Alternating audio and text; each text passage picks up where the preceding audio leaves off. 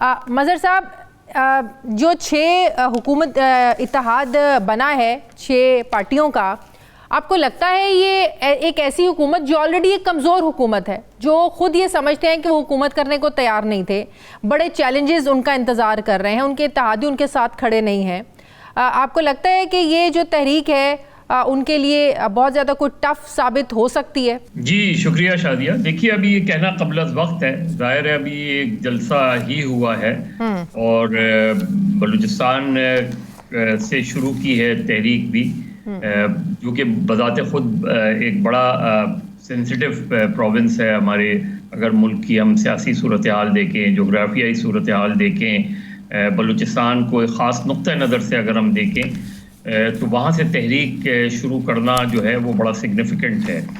لیکن اس اتحاد کا اگر ہم جائزہ لیں تو اس اتحاد میں اگر ہم کسی کو قومی جماعت کہہ سکتے ہیں جس کی چاروں صوبوں میں شاخیں ہوں، تو وہ فی الحال تو پاکستان تحریک انصاف ہے. بالکل. لیکن جو جماعتیں اس میں شامل ہیں ان کی اپنی ایک اہمیت ہے. پختونخوا ملی عوامی پارٹی ہے، اور اسی طرح اختر مینگل صاحب کی BNP مینگل گروپ ہے. یہ وہ جماعتیں ہیں جن کا بلوچستان میں خاص طور پہ جو ہے اثر و رسوخ ہے. اور لیکن کیا وہ اثر و رسوخ جو ہے وہ عوامی سطح پر، ہم قومی سطح پہ کسی تحریک میں کتنا حصہ ڈال سکتا ہے، یہ ابھی دیکھنا ہے. اس میں آگے چل کے کون سی جماعتیں اس اتحاد کا حصہ ہو سکتی ہیں. جمعیت علماء اسلام فضل الرحمان گروپ کے حوالے سے ابھی تک چیز کلیئر نہیں ہے کہ مولانا فضل الرحمان جو ہے وہ اپنے تئیں، جس طرح ماضی میں انہوں نے PDM کی جماعتیں جب تھیں، PDM کے سربراہ تھے وہ، اس کے باوجود JUI نے PDM سے اختلاف کرتے ہوئے خود بھی لانگ مارچ کیا تھا اکیلا، اور کیونکہ باقی جماعتیں اتفاق نہیں کر رہی تھیں، لیکن انہوں نے کیا. اب بھی انہوں نے یہی اعلان کیا ہے کہ JUI فی الحال تو اپنے پلیٹ فارم سے تحریک چلائے گی.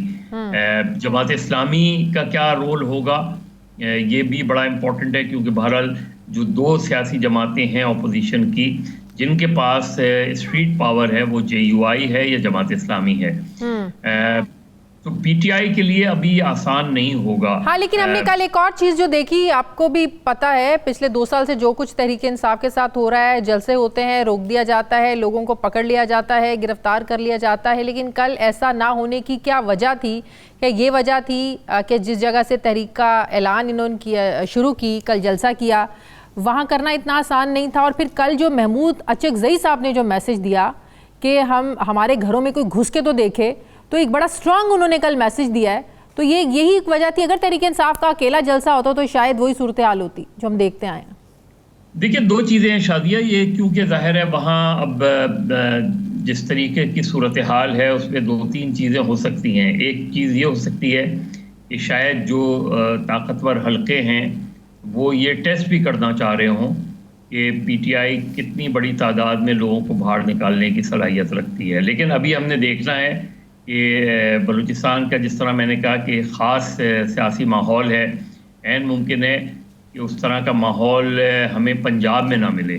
عین ممکن ہے کہ پنجاب میں ہمیں جو حکومتی سطح پہ یا ریاستی سطح پہ سختی نظر آئے. لیکن ابھی ہمیں اسے دیکھنا پڑے گا. لیکن سیاسی جماعتوں کو بھی، چاہے وہ حکمراں جماعت ہی کیوں نہ ہو، حکمراں جماعتیں کیوں نہ ہو، یہ ضرور سوچنا چاہیے، کیونکہ یہ جماعتیں جس میں پیپلز پارٹی شامل ہے، جس میں PMLN شامل ہے، یہ خود ماضی میں سیاسی تحریکیں چلا چکے ہیں.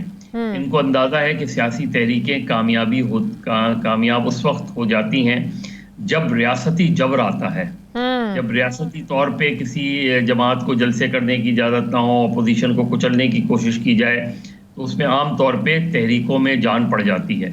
اور اگر آپ سمپل جلسے کرنے دیں، ریلی نکالنے دیں، تو میرا خیال ہے اس کی جو زیادہ مشکل آتی ہے وہ اپوزیشن کو آتی ہے. تو ابھی دیکھنا ہے، ابھی ہمیں اس کو اتنی جلدی، اور سب سے اہم لیکن ہماری تاریخ بھی تو ایسی نہیں ہے. ہم نے اپنی تاریخ میں نہیں دیکھا کہ جلسوں سے، دھرنوں سے، 126 دن کا دھرنا بھی دیکھا ہم نے، حکومتوں کو گرتے نہیں دیکھا، گراتے نہیں دیکھا، حکومتوں کو گھر بھیجتے نہیں دیکھا. تو ہماری پاکستان کی تاریخ بھی رہی ہے، یہاں پہ تحریکیں چلی ضرور ہیں لیکن حکومتیں گری نہیں ہیں ان تحریکوں سے. نہیں گری ہیں، 2 حکومتیں گری ہیں، لیکن ان کے گرنے کا نتیجہ یہ ہوا کہ ملک میں مارشل لا لگا. ایوب خان کے خلاف جو تحریک چلی تھی 68 میں، اس کے نتیجے میں ایوب خان نے اقتدار جو ہے اپنے ہی آئین کو توڑتے ہوئے اقتدار اسپیکر قومی اسمبلی کے بجائے اقتدار دے دیا انہوں نے ایک اور فوجی جنرل یحییٰ خان کو. وہ ڈکٹیٹرز کے خلاف، میں جمہوریت کی بات کر رہی ہوں کہ جمہوری دور میں جو تحریک. مجھے بات تو مکمل کر لینے دیں. جی پلیز. 1977 میں تو پیپلز پارٹی کی گورنمنٹ تھی نا. جی پلیز. 1977 میں جب تحریک چلی تو اس کے نتیجے میں پھر ملک میں مارشل لا لگ گیا. اس کے اپنے سیاسی مضمرات ہیں. اس کے بعد ایک تحریک چلی 1983 میں، MRD کی تحریک. اس کے نتیجے میں مارشل لا تو نہیں ختم ہوا، اس کے نتیجے میں جنرل ضیاء الحق کی حکومت تو نہیں ختم ہوئی، لیکن جنرل ضیاء الحق کمزور بہت پڑ گئے اور انہیں خود جو ہے جسٹیفائی کرنا پڑا. انہوں نے اپنا ریفرینڈم کرایا، پھر انہوں نے غیر جماعتی انتخابات کرائے. تو یہ وہ اس کا امپیکٹ تھا 1983 کی MRD کی تحریک کا. آج جو صورتحال ہے وہ ذرا مختلف ہے.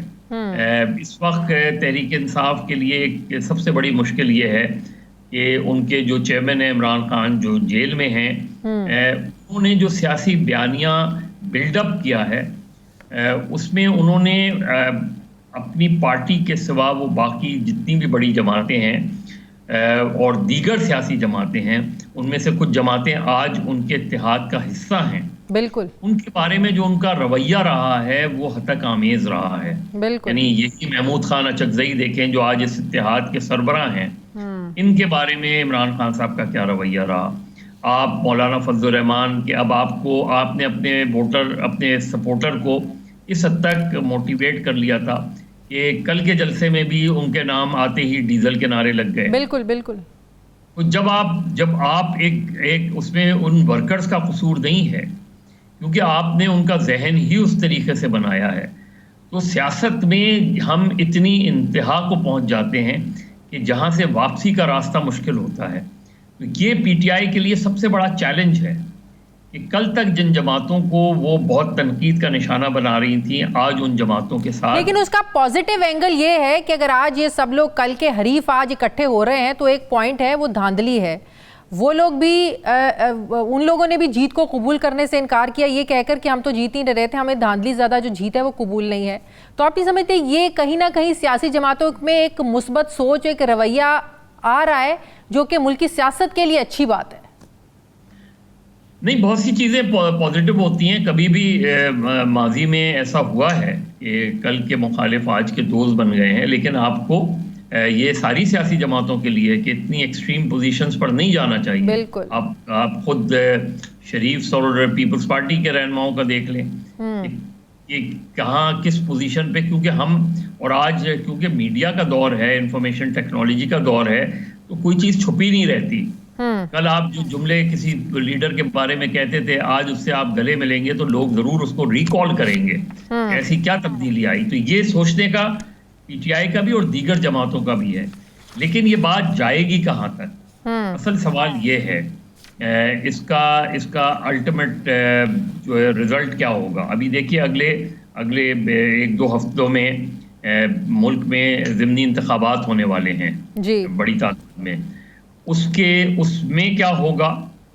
ابھی بھی PTI کو اپنا انتخابی نشان واپس نہیں ملا ہے. سنی اتحاد کونسل کے پلیٹ فارم پر ہے. تو وہ اگلے جو ضمنی انتخابات ہوں گے اس میں کیا اس وقت تک ان کا یہ مسئلہ حل ہو چکا ہوگا؟ بظاہر کو یہ نہیں لگتا. اور اگر حل ہوگا اور نہیں ہوگا، ہر 2 صورتوں میں کیا وہ اپنے ووٹر کو ضمنی الیکشن معاف کیجیے گا ضمنی الیکشن میں نکالنا ویسے بھی مشکل ہوتا ہے. صحیح. اس تحریک کا ایک اثر یہ بھی ہو سکتا ہے کہ PTI اپنے ورکرز کو موٹیویٹ کرے کہ وہ ان ضمنی الیکشنز میں حصہ لیں، چاہے جو بھی صورتحال ہو. بالکل اسی طرح حصہ لیں جس طرح انہوں نے عام انتخابات میں حصہ لیا ہے. اس میں عین ممکن ہے کہ شاید جس طرح ہم نے 8 فروری کے الیکشن میں رویے دیکھے کہ ان کو بالکل اجازت نہیں تھی، ایک بہت ویسی عین ممکن ہے کہ ان ضمنی الیکشن میں اس طرح کی سختی نظر نہ آئے ہمیں. عین ممکن ہے کہ اس مرتبہ کے ضمنی الیکشن میں اس طرح کا دباؤ نظر